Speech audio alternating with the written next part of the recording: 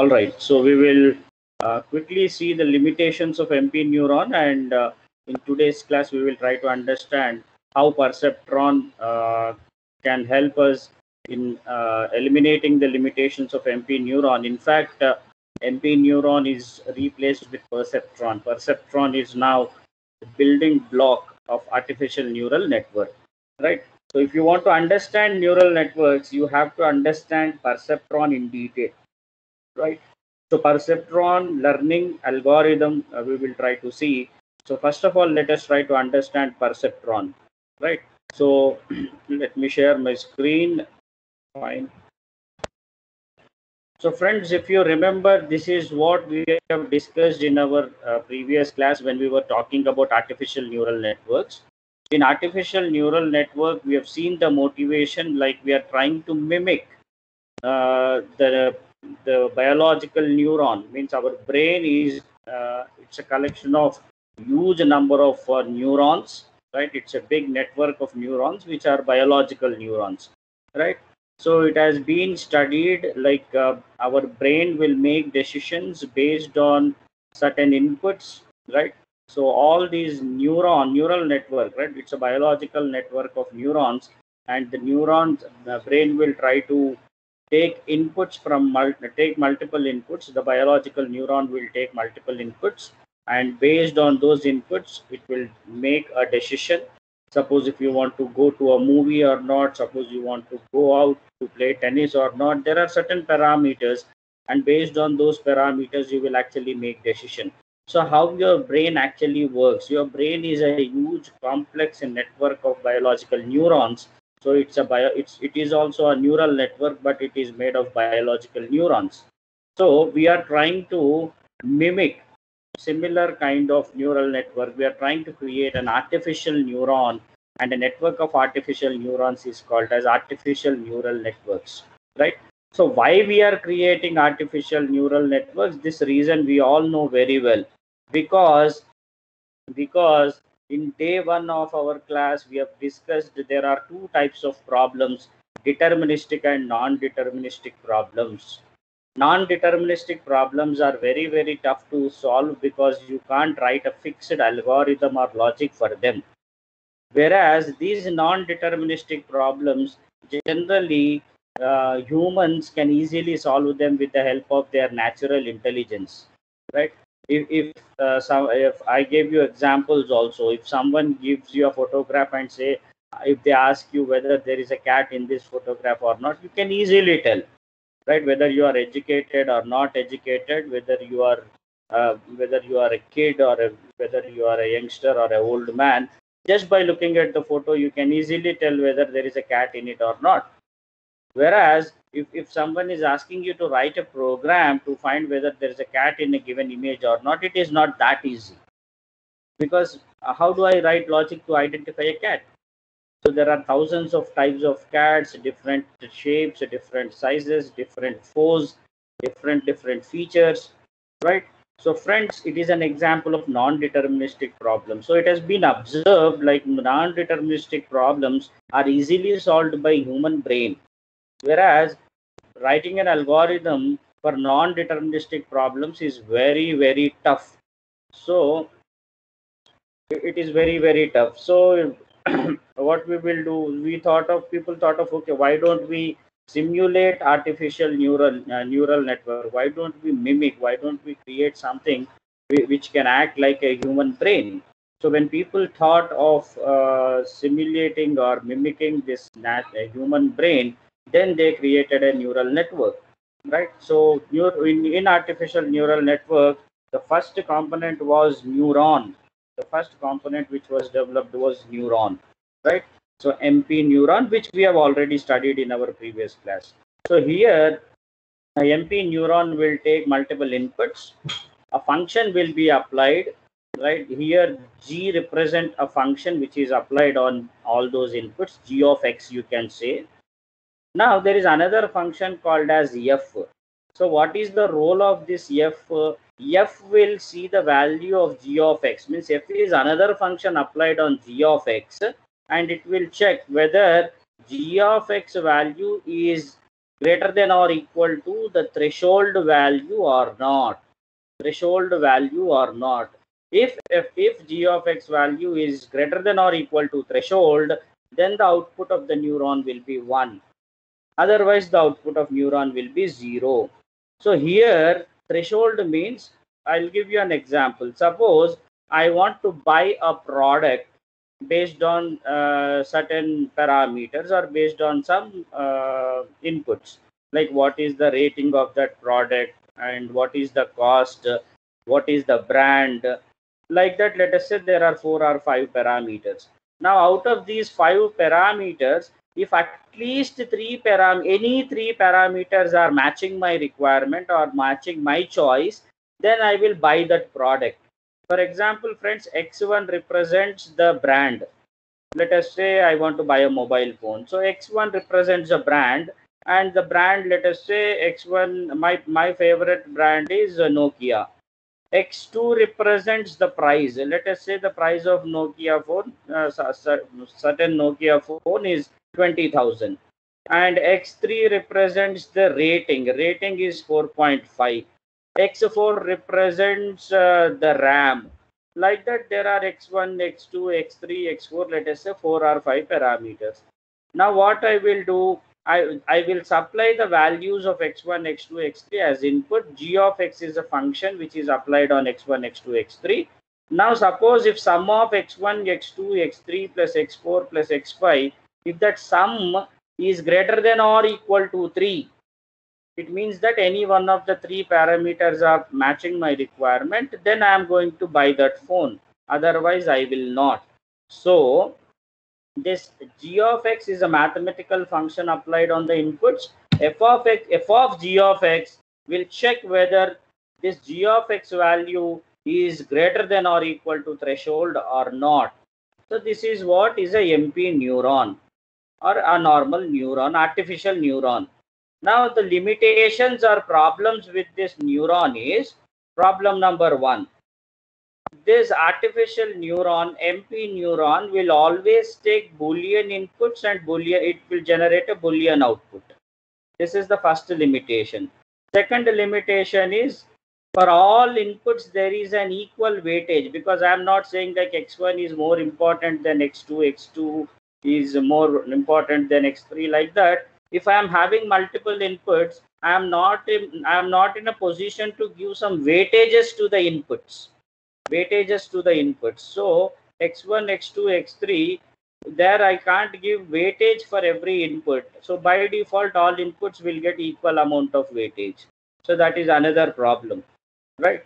So by inputs are what we say Boolean inputs, output is also Boolean. Only Boolean inputs are possible, Boolean outputs are possible, and there are no weights, right?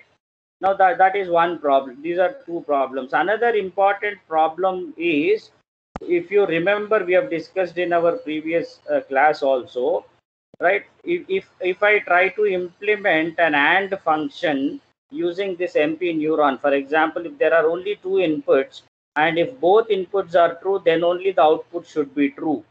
Suppose x1 and x2 are inputs. X1 is like what we say mobile phone brand. X2 is price. Suppose if x1 is Nokia and price is less than 20,000, then only I will buy. So what will happen when my neuron will trigger, when my neuron's output will be 1? Only when x1 is true, x2 is true.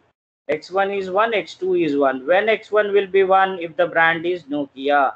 When x2 will be 1 if the price is less than 20,000. Means when both inputs are 1 and 1, then only the output should be 1. So if I try to represent this particular statement, if I try to represent it using what we say a graph kind of thing, which we have done in our last class, I'll just try to show it.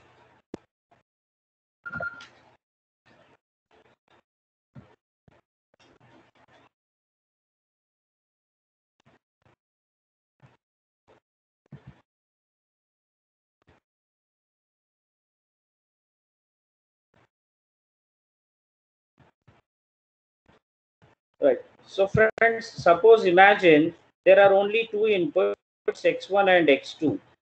x1 and x2. So if I try to draw the truth table, this is my x1, this is my x2. Let us say these are the inputs to the neuron, y is the output. Now suppose 0 0 means if the phone is not a Nokia phone and price is also not less than 20,000, then I'll not buy the phone. So output will be 0. 0 1 means it is price is less than 20,000, but the phone is not a Nokia phone, so I will not buy. 0. It's a Nokia phone, but price is not less than 20,000. I will not buy. It's a Nokia phone, price is less than 20,000. Yes, I will buy the phone. Now, if you observe this particular AND function, or if you observe this input output relationship, now let me call this one as x1. Suppose this is x2. Now x1, x2, 0, 0 means origin. This point is x1, x2, 0, 0. Right? Next input 0, 1. 0, 1, I will get it here. 1, 0 means x2 is 0, x1 is 1. 1, 0, I'll get it here. x1 is 1, x2 is 1. I will get that point somewhere here. Right? So if you observe, these are my y values also. Y is 0 in first case, x in second case y is 0, y is 1 only when the x1 x2 are 1 1. So what I'll do, I'll try to draw a line. I try to draw a line which will touch 1 comma 1, something like this. So if you observe, when x1 x2 are 0 0, output is 0. Here output is 0. Here also output is 0. Here also output is 0. Means in all three cases when the output was 0, it was falling under the line. And when output is 1, either it will come on top of the line or above the line. If this is possible, then we can say the given problem is linearly separable. Linearly separable. Right?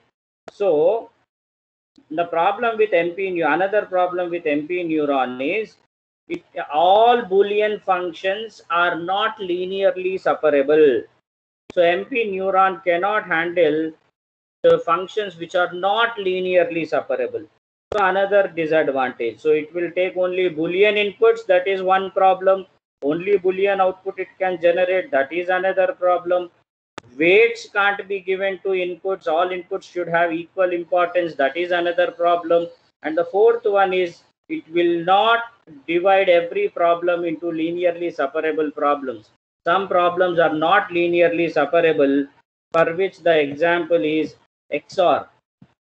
XOR is not linearly separable. This is an example, my dear friends. XOR is not linearly separable. So these are all the problems with MP neurons. Now we will move on to perceptron. Right? So let me clear this.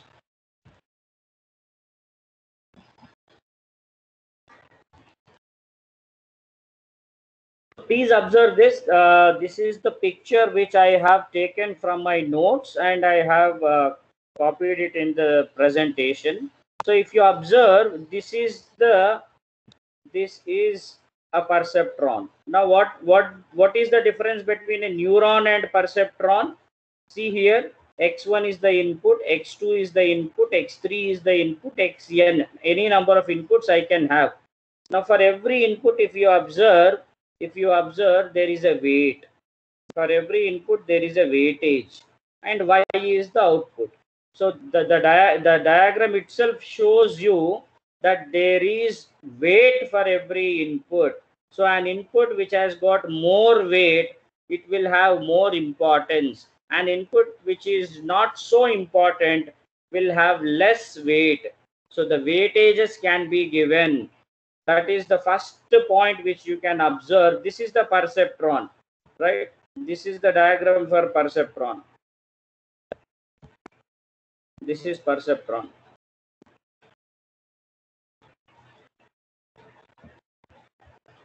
So x1, x2, x3, xn, they are given to this perceptron. Every input has got some weightage, right? And it will go to the function. And this is my y value as usual, which is my output variable, right?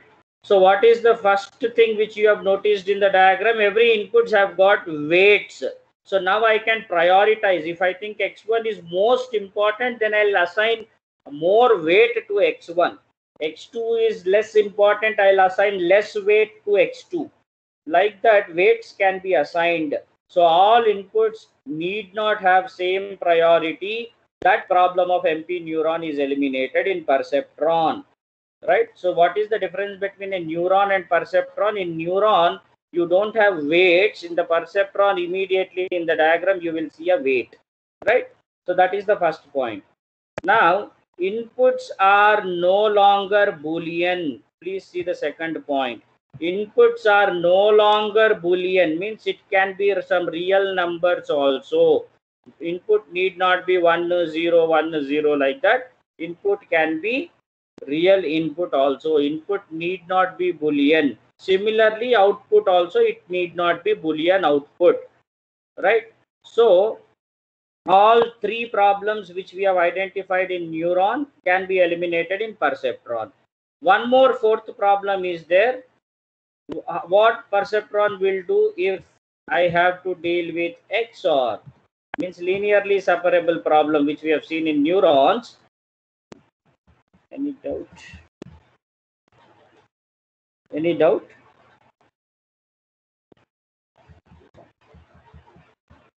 So XOR, now linearly separable. XOR is not a linearly separable function, right? Boolean function. Then what to do? MP neuron cannot handle XOR.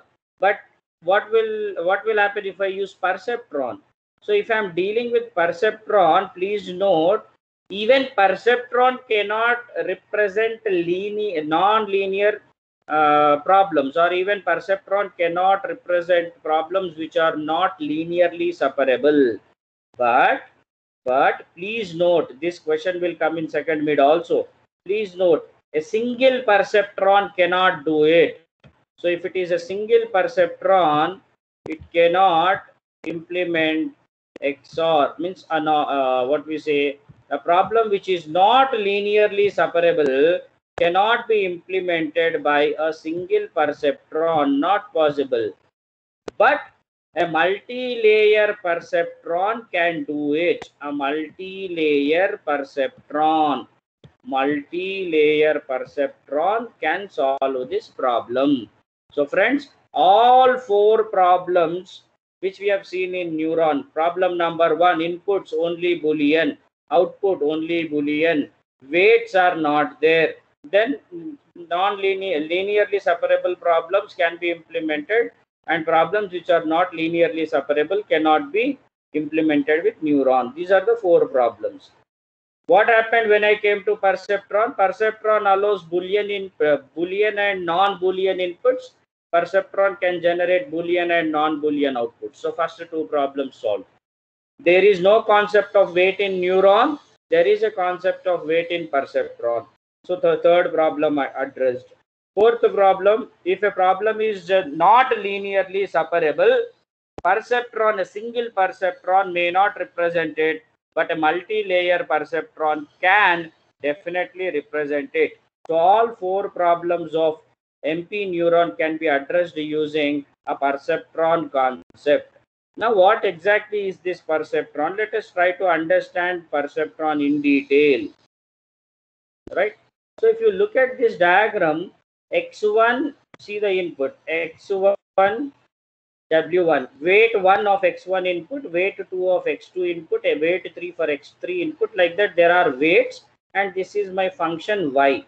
Now, if you observe what is the formula, for this one? If you observe, this is the equation, or this is the output function y.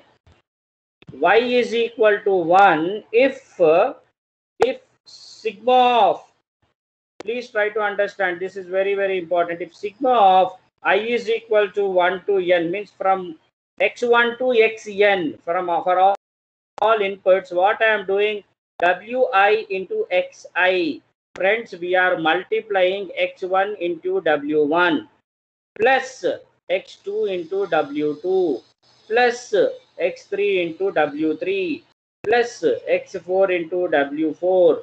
Sigma means addition, right? So we will add all these products, and if that product is, if that sum of all products is greater than threshold, see here, this is theta. So if sigma of wi into xi is greater than or equal to threshold, then y value will be 1, otherwise y value will be 0. Y value will be 1, otherwise y value will be 0. So this threshold, what is the threshold? Who will decide threshold? All these questions will come, and we will slowly try to understand, or we will slowly try to answer these questions, right? So y is equal to 1. Why I have written y equal to 1? If sigma of 1 to n wi into xi greater than or equal to theta. Is it clear? What this perceptron is doing is, we are multiplying x1 is the input, w1 is the weight of that input, x1 into w1 plus x2 into w2 plus x3 into w3. Like that, we will add all these products, and if the sum is greater than threshold value theta, then the output of the perceptron will be 1. Otherwise, output of the perceptron will be 0. Now please tell me whether this first equation which I have written here, is it clear to everyone or not? Please let me know in the chat box.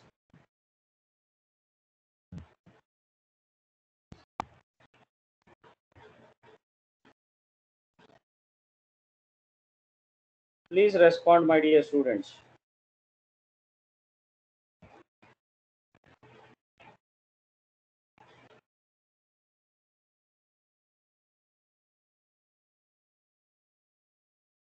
So till this point, is it clear?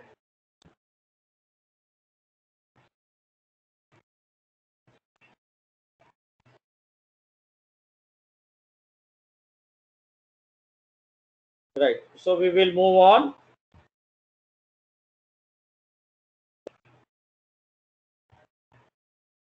Now see here, we are trying to elaborate it. So y is equal to 1 if sigma of I is equal to 1 to n product wi into xi is greater than or equal to theta. Y is equal to 0 if sigma of I equal to 1 to n wi into xi is less than theta. So what I am doing, I am simply elaborating it. So y equal to 1 if y value, if the sum is greater than the threshold, output of the perceptron will be 1. If the sum is less than threshold, then the output of the perceptron will be 0. So same thing, whatever we have written in this box, whatever we have written here, I have separated it as y equal to 1. When y will be 1, when y will be 0, that I have written. Now please observe this, my dear friends. Rewriting the above equation. This is very important. What I am doing is, here if you observe, I is equal to 1 is there. I is equal to 1 means I value 1 means what? X1, X2, X3, X4, like that. Means there is no X naught. There is no X naught. Got the point? There is no X naught. Similarly, when there is no X naught, there will not be any W naught. Got the point? So what I am trying to do is, here I am rewriting the above by considering I value as 0. What happens when I value is 0? See here, sigma of I is equal to 0 to n wi into xi wi, what happened?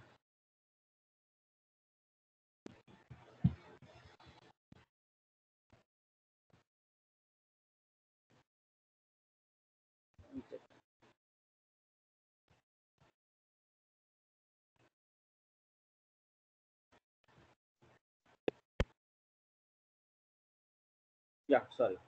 So rewriting the above. Now what I am doing, from I equal to 1 to n, instead of writing 1 to n, I am writing 0 to n.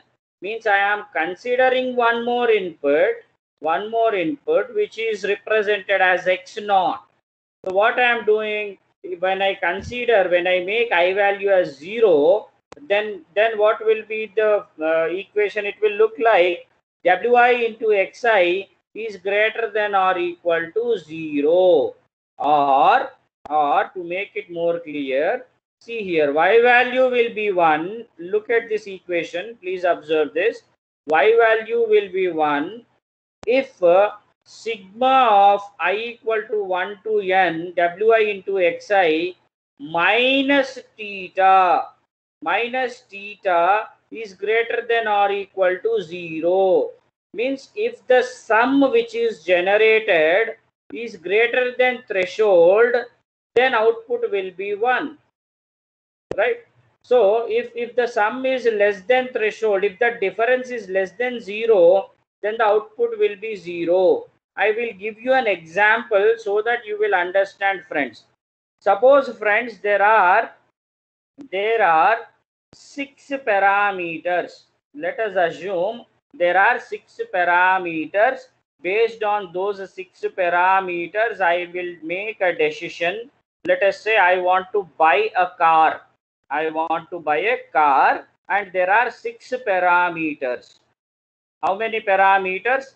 6 parameters. W1, X1, X2, X3, X4, X5, X6. Now, what are the parameters? Listen carefully. This equation which we are trying to understand now is very, very important. So what are the 6 parameters? Let us say parameter 1 is the brand of the car. Second parameter is what type of car it is. Third parameter is price of the car. Fourth parameter is what we say mileage, how much mileage I can get, fuel efficiency of that car.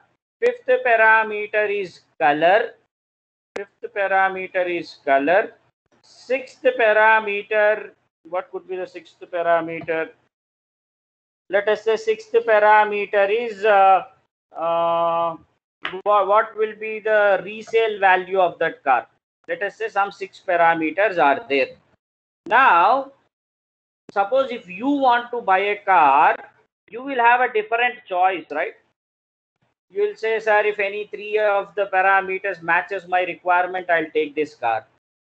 Suppose if I am buying the car, I have my own choice. I'll say out of 6 parameters, if any 2 parameters match my requirement, I'll take the car, I'll buy the car. Right? Some of you may say, no, sir, if all 6 parameters suit my requirement, then only I will take that car or I'll buy that car. So whatever minimum condition you are telling, no, that is called as threshold. So here we have 6 inputs, and let us say you told, sir, out of 6 inputs, if any 3 are matching, if the any out of 6, if any 3 are matching my requirement or my choice, then I will buy the car. Means what is the threshold? Threshold is 3. So let us say out of 6 parameter, first parameter, it is a Maruti brand, and you are happy with Maruti brand. Second parameter, let us say what type of car it is. It is a compact SUV, and you wanted compact SUV. Third parameter is its fuel efficiency is somewhere around 80 to 20 kilometers per liter. So you are also happy with fuel efficiency. Remaining 3 parameters, they do not match your requirement. The only color available is white, but you wanted a black color car. So there is no black color available in that particular model of the car, right? Similarly, you wanted a resale value to be somewhere around 60% return, but the resale value is also not that much. Like that, out of 6 parameters, 3 are matching. Then what you will say, okay, I'll buy the car. Suppose if your requirement, if only 3 parameters are matching, but you wanted at least 4 to be matched, then the threshold will be 4. So what I will do here is, please observe this. Please observe this one. Please observe this one, my dear friends. Please observe this one. This is very important. We are trying to define the behavior of the perceptron. So y is equal to 1 if sigma of I equal to 1 to n. 1 to n means all possible inputs, 1 to n, all possible parameters are all possible inputs. Now every input can have some different weightage. So weight of that input. I am multiplying parameter value into weight, x1 into w1. This is what we have seen from the perceptron diagram, right? So x1 into w1 plus x2 into w2 plus x3 into w3 plus x4 into w4. Like that, I will do it for all 6 parameters. x1 into w1 plus x2 into w2 plus x3 into w3 plus x4 into w4 plus xy into w5 plus x6 into w6. So that is what is the meaning of this sigma part. Now I'll get some value, right? The answer for this one, I'll get some value. I will subtract it from threshold. Suppose this sum which I got is, let us say, 4. Means 4 parameters are matching my requirement. That's the reason I got answer as 4. What was the threshold? Threshold was, you told, sir, if only 3 parameters are matching, I am happy, I will buy the car. So 4 minus 3. 4 minus 3 is 1. 4 minus 3 is 1. 1 is greater than or equal to 0. Yes, 1 is greater than or equal to 0. It is true. So if 4 parameters are matching your requirement, you told if 3 are matching, that is enough. Then you are going to buy the car. Y will be 1. Similarly, suppose when I have multiplied Wi into Xi plus W1, W2, like that, if I have performed addition of all these products, suppose I got the answer as 3, and your requirement, you told, no sir, out of 6 parameters, at least 5 parameters should match, then only I will buy the car. So what is the threshold in this case? Threshold was 5. How many, based on the inputs, how much value I got for summation? 3. 3 minus 5 means what? You wanted at least threshold to be 5. You wanted at least 5 parameters to match your requirement. Only 3 are matching. Will you buy the car? No. So 3 minus 5 minus 2. Minus 2 is less than 0 or not? Yes. So what is the answer? What is the outcome of y? Y should be 0. Y should be 0. So y will be 0 if the product, sum of the products of wi into xi, if that sum is less than, if that sum minus threshold, if that difference is less than 0, then the output of the perceptron will be 0. If the difference is greater than or equal to 0, right, greater than or equal to 0, then definitely you are going to trigger the perceptron. Output of the perceptron will be 1. For example, if value is 3, 3 minus 3 is 0, but still you buy the car because you told at least 3 parameters should match. So 3 minus 3 is 0, but still you will buy the car, and 0 greater than or equal to 0 condition is still true. So got the point? Did you understand the meaning of this particular equation? This is most important, my dear friends. Perceptron output y is equal to 1 when sigma of wi into xi minus theta greater than or equal to 0. Perceptron's output will be 0 when sigma of wi into xi minus theta is less than 0. So this theta is the threshold which you have mentioned, your minimum cutoff, and this wi into xi, it represents summation of all products of inputs and weights. So if that summation value, if I subtract it from the threshold, if it is a positive number greater than or equal to 0, then the value will be 1, output will be 1, otherwise output is 0. This is very, very important. Now you tell me, did you understand this particular equation? Please let me know in the chat box. Please let me know in the chat box.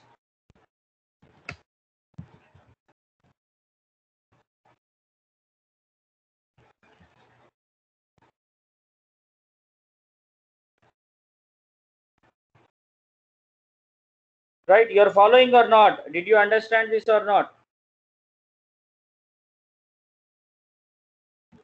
Please respond, my dear students. Yeah, that's great. So now we will move on. We will move on. I may take 10-15 minutes extra today, so please bear with me. Please follow the class. Please don't leave in between. Now observe this. So based on previous equation, now I am trying to represent my perceptron in a more elaborated, or in a more what we say clear manner, right? So see here, x1, x2, x3, xn, like that, all inputs are there. Now what I am adding, sir? I am adding one more input. What is that another input? Because this threshold will be always there, right? So what we are doing is we are adding one more input, this one, I equal to 0. I am considering another input x naught. Why I am considering another input x naught? Because my y equal to 1 or 0 output depends on what? My output depends on what? Y equal to 1 or 0 output depends on this difference. So wi into xi means what? x1, x2, x3, xn. But minus theta should also be there, right? So this difference will tell me whether y is 1 or 0. So now modified version of this one, if you observe,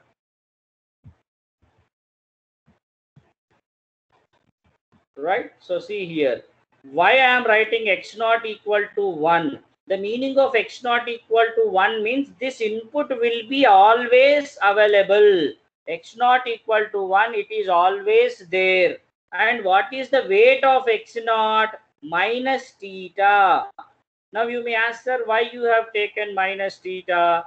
I have taken minus theta because of this one.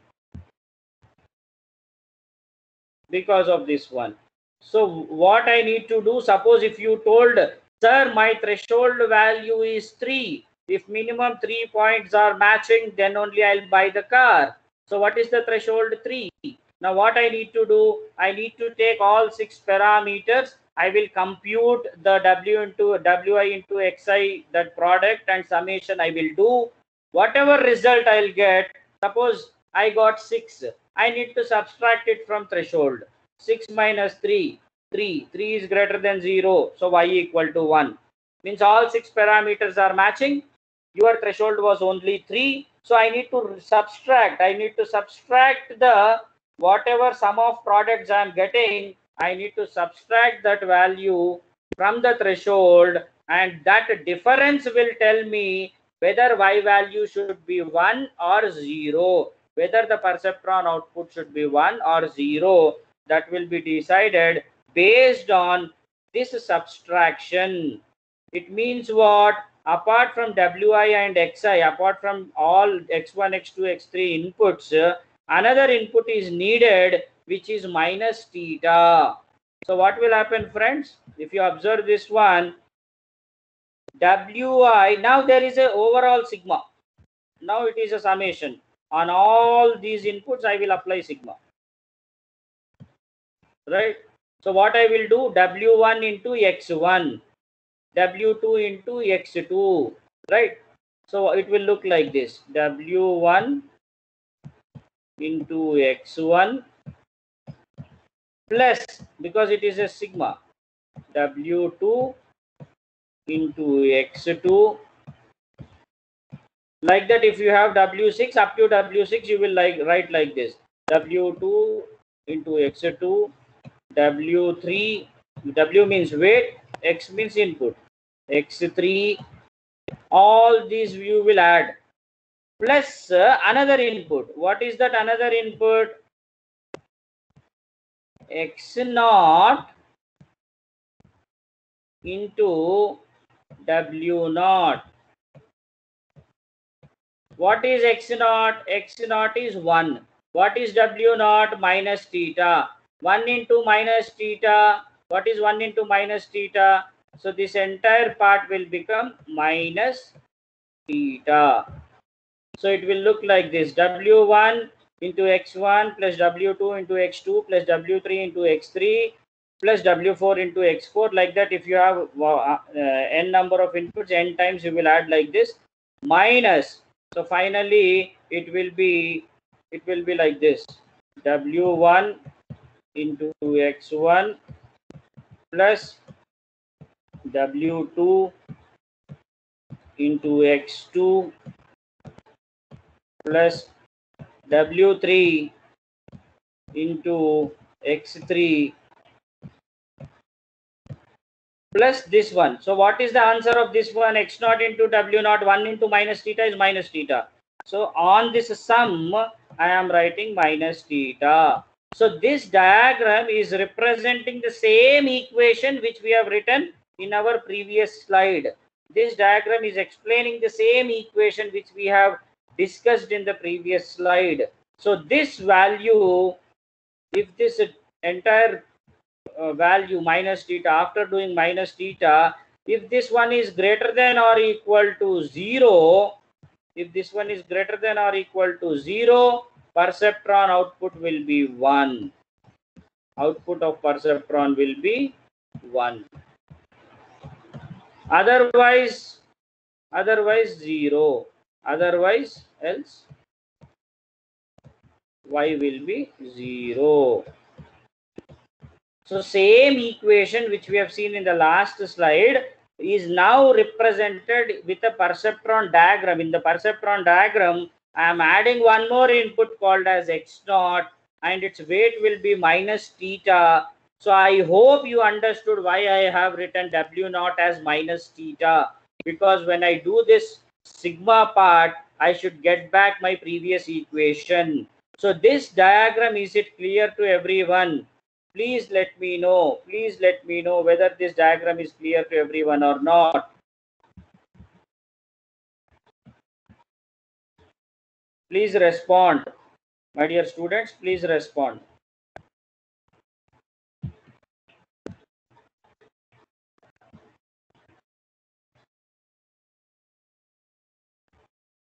Yeah, that's great. We will move on. Now there are certain important questions need to be answered. Why are we trying to implement Boolean functions? Why do we need weights? And why is W not equal to minus theta? So why are we trying to implement Boolean functions? Means there is no rule like we should only implement Boolean functions with empty neuron. Only Boolean functions are possible. But with perceptron, you can implement non-Boolean functions also. Means your inputs and outputs can be, apart from 1 and 0, they can be other real values that we have already discussed. And why do we need weights? Because every input need not have equal importance. Every input need not have equal importance, so you can give some weightage, right? So suppose what I am doing is, I'll give you a live example why we give why we use weights concept. Means, suppose friends, I want to give a review for a product, right? I want to give a review for a product, or I want to rate a product. Suppose I am running an online shopping site, like what we say, what is that, Amazon, right? Suppose friends, I am running Amazon, and in my Amazon one phone was there for it was there for people to buy. Now on that phone, already 500 people have given reviews. Already 500 people have given reviews. Now you tell me whether all 500 people's reviews should be given equal importance. Whether all 500 people's reviews should be given equal importance. Please tell me. Suppose 500 people have given a review for a phone. Shall I give equal importance to all 500 people? No. H naught says no. How many people say yes? How many people say no?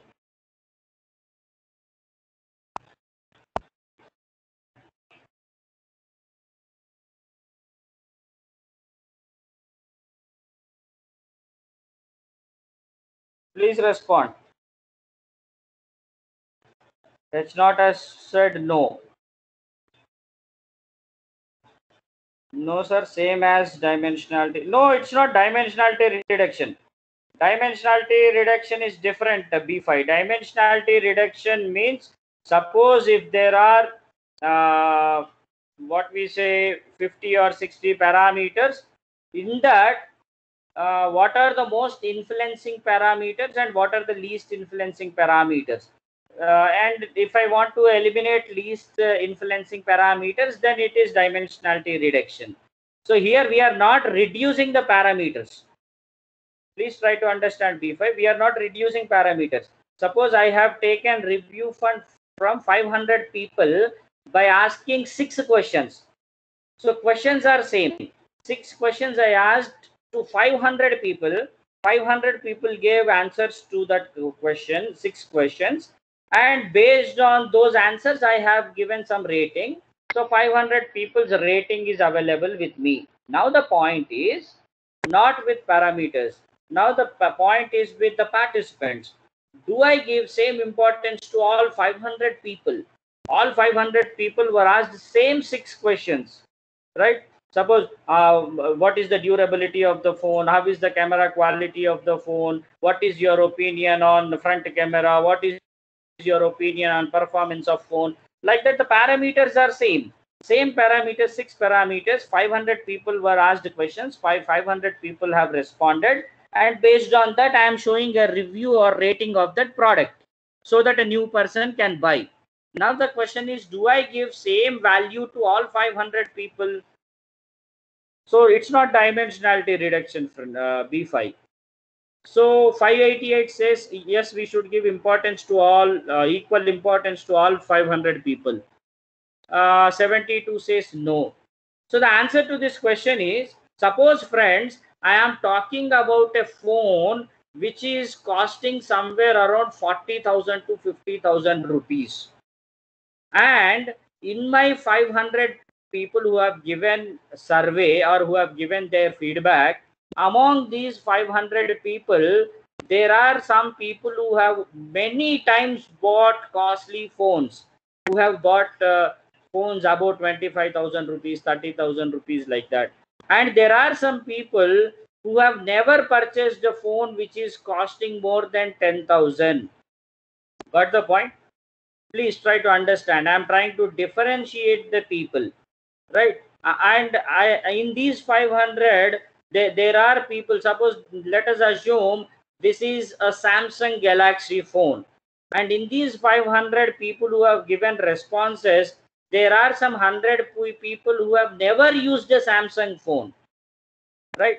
They have never used a Samsung phone. Shall I give same importance to the feedback of the person who have never used a Samsung phone and the person who was continuously using Samsung phone? You tell me, shall I give same importance? A person who has never purchased a mobile phone costing more than 10,000 is trying to comment a phone which is costing around 50,000. You tell me, out of 500 people, do you think all 500 people are same? Got the point?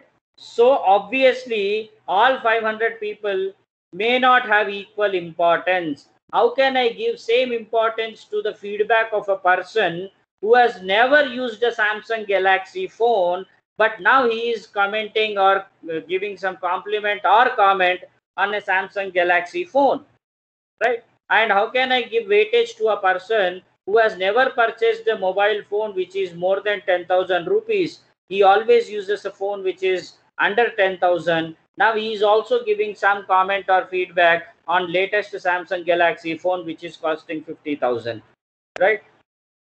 So obviously what I will do, and I will also see whether he is a regular customer to my Amazon or not, how frequently he buy products, and in his purchase history, how frequently he will buy electronic goods. All these things I will consider. Then I will give some weightage or importance to their feedback. All 500 people may not get the equal importance. That's the reason when I want to give different weightages to every person, then comes the concept of weights. Is it clear now? Is it clear now why we are talking about these weights? Right? So weights are important. And why it is minus theta, that you might have understood. We have seen the equation in detail, right? So there should be some threshold, and I need to subtract that threshold from my sum of products. Product of what? Weight and input. So sum means for every input I need to multiply it with the respective weight, and I need to add them together. So from that sum I need to subtract the threshold.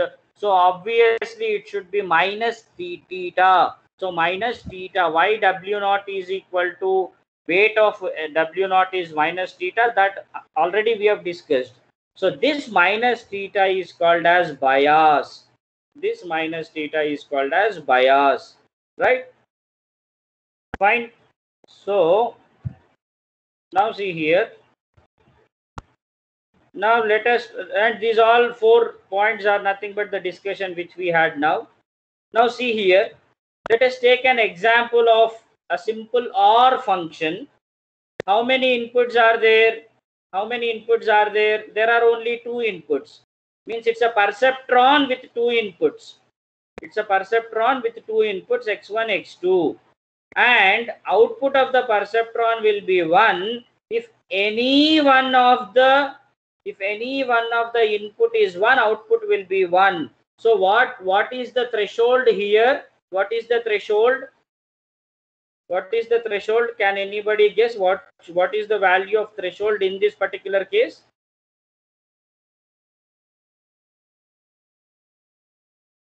What is the threshold?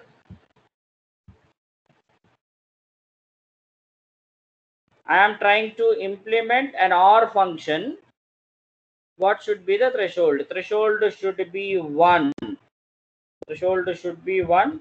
Is it so? Means output of y, this R is now my y. So output y is 1. If you observe this, it will be 1 if any one of the input is 1. So instead of saying any one of the input is 1, I can say if sum of x1 and x2, if it is greater than 0, means if it is 1 or greater than or equal to 1, then y will be 1. So what should be my threshold? Threshold should be 1. Theta value should be 1. So what I will do, I will create, my perceptron will look like this now. So this is my perceptron. This is my y. So these are my inputs, x1, x2. Right? This is x2. I also have another input. This is x0, and you know what is the value for w0. So now it's a perceptron.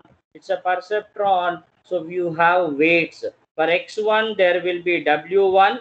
Weightage is w1. For x2 weight will be w2. But for x0 weight should be minus theta. For x0 weight should be minus theta. I'll write it here. X0 weight should be minus theta. Means x0, its weight, for x0 weight should be minus theta, which is nothing but minus 1 in this case. Minus 1 in this case. So if you observe now, see here, this is important. W0 means the weight, theta value. I am adding to this sum. Right? What is this sum? Wi into xi. So please substitute this one, Wi into xi plus W0. If it is less than 0, then what will happen? See here. 1 second. See here, we are trying to derive 4 conditions. See here, W0 plus W1 into 0 plus W2 into 0. Why I am writing W1 into 0, W2 into 0 means initially I don't know the weights for W1 and W2. I have truth table, so I have x1, x2 values with me. I have x1, x2 values with me. X1, x2 values are 0, 0, 0, 1, 1, 0. These values I have with me. But what is the weight for all these x1, x2? Initially, I don't know. So I need to find, I need to predict, I need to derive some formula for this one. So please observe this first equation. Please observe this one. Please observe this one carefully. I am substituting. So what is my formula? W naught. W naught means weight. It will be added to this sigma, right? So W naught plus W naught plus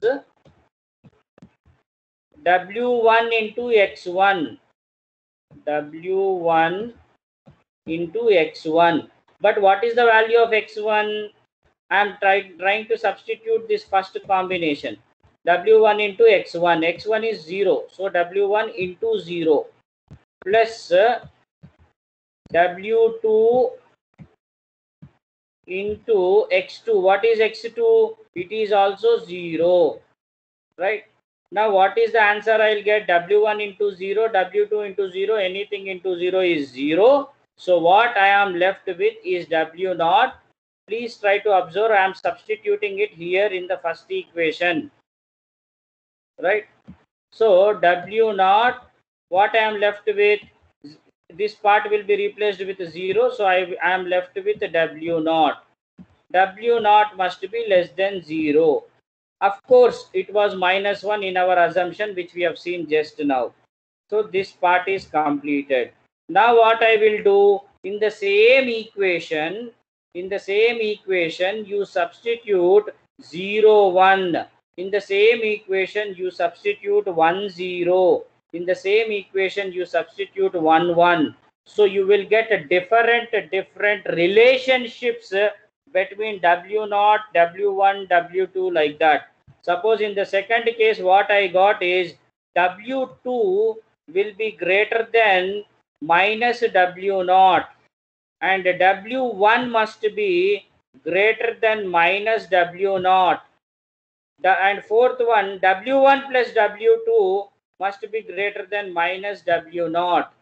Why I am doing all these calculations is, for x1, x2, x3, like that, how many inputs I have, for them I don't know the weights initially. Initially we have to give some random weights. But before we give some random weights, we need to understand, or we need to study the relationship between weights of different parameters. So in this example, when I substituted, this is my equation, friends, right? This is nothing but our old equation only. If you observe, friends, this first one which you are seeing is our old equation. I'll just show you this one. Same, y is equal to 1 when this minus theta is greater than or equal to 0, y equal to 0 when this is less than 0. So same equation here, minus theta, but instead of writing minus theta, here it is represented as W naught plus.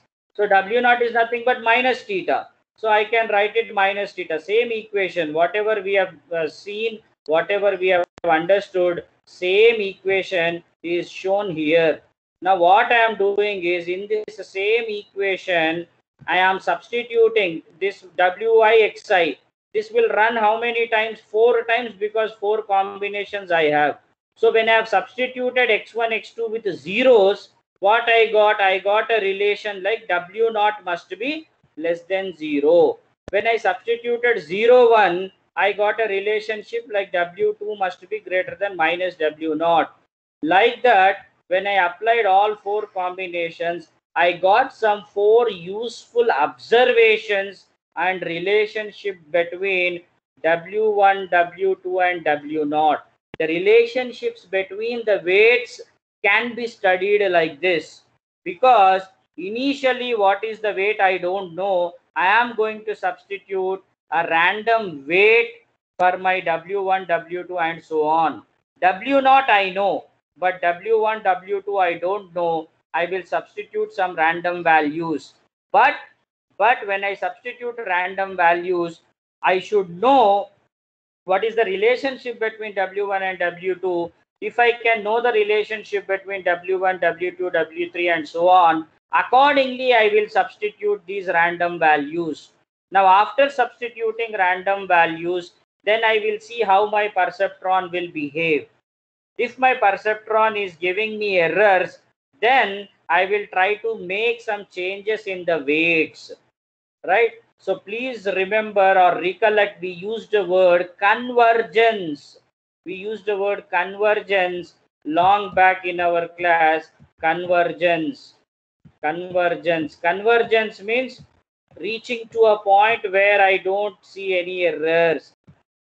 So what will happen is, friends, when we have a perceptron with us, right, when we have a perceptron with us, our perceptron's output need not be correct every time. So our perceptron may not be accurate every time. So what we do is, initially we give some random weights and we test our perceptron, right?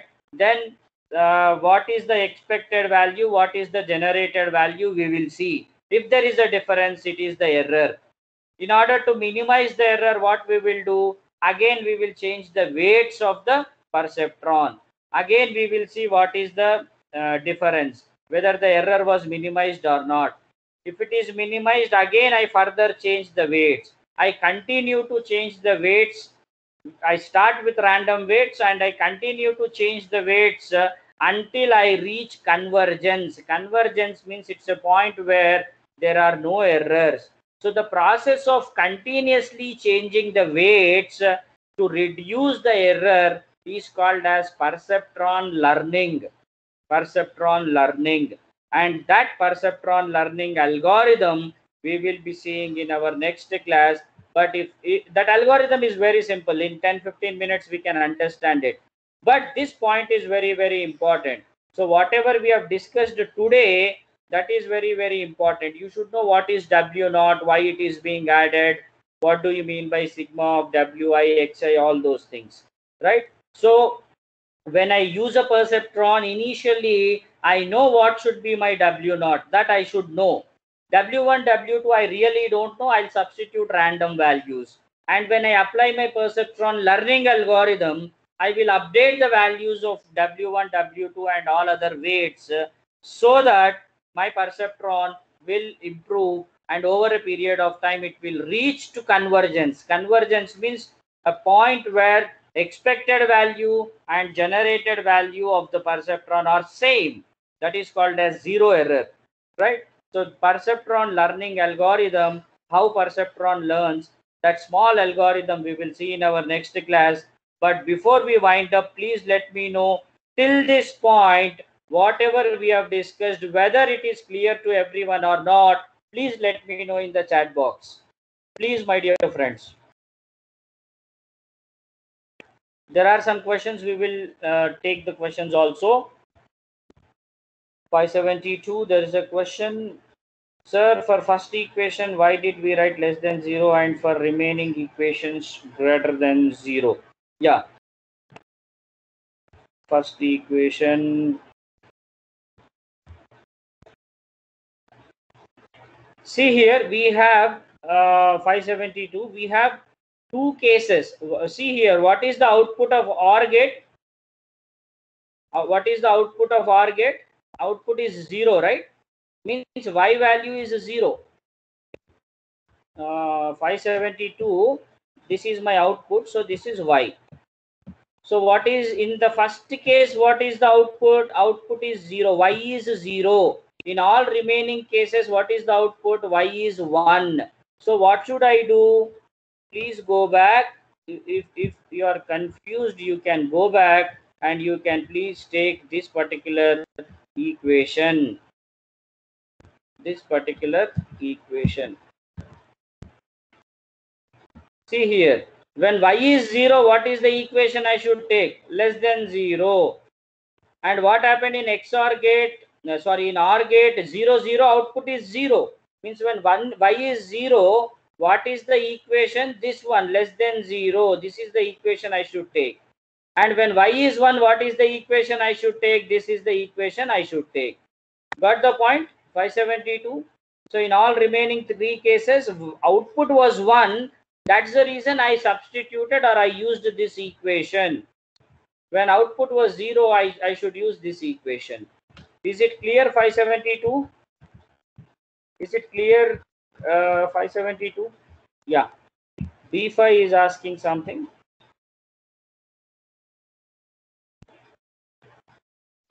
X1 plus X, he has actually answered it. That's great. X1 plus X2 must be greater than or equal to. Yeah, you are absolutely right, B5.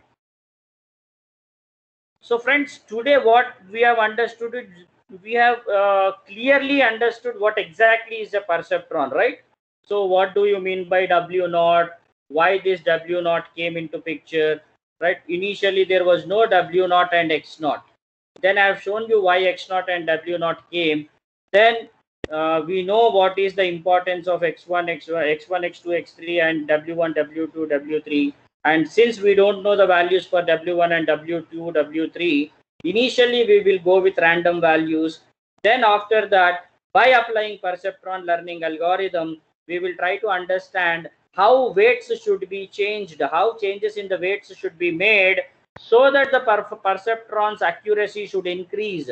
We should go towards convergence. We should go to a point where expected value, generated value must be same, right? So that perceptron algorithm, of course, it's a very small algorithm. In order to understand perceptron algorithm, whatever concepts are required that we have discussed today, now the algorithm will be easy for you, right? Hardly in 10-15 minutes we can discuss that algorithm, and in the next class we will see that algorithm.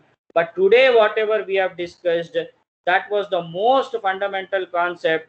We have tried to understand what is a perceptron. What is a perceptron? That is the most important point, my dear friends. So I hope things are clear. So that's all from my side.